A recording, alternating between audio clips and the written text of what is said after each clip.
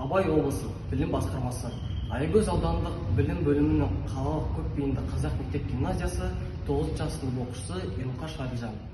Бүгінгі біздің бағытымыз ауыл шаруашылық техникалар мен жабдықтар саласындағы техникалық құрастыру. Тақырыбы инвертор. Яғни 1/5 вольт арқылы, 1/5 немесе 3/7 вольт арқылы 220 ватт шамын жағу.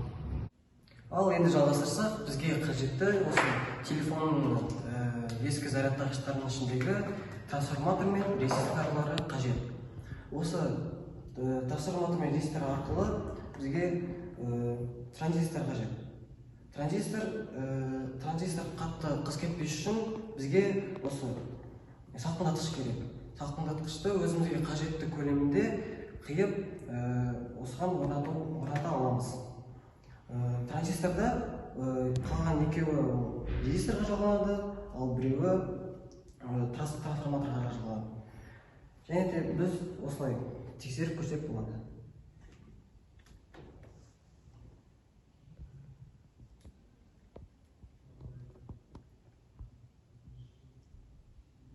Немесе бұны ықшамдап, осылай кішірек ретінде жасауға да болады.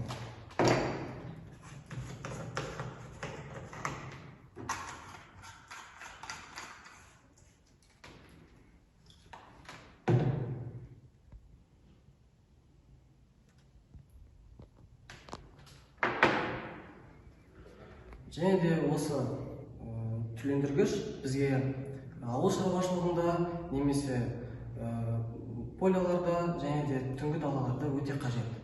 Назарларыңызға рахмет.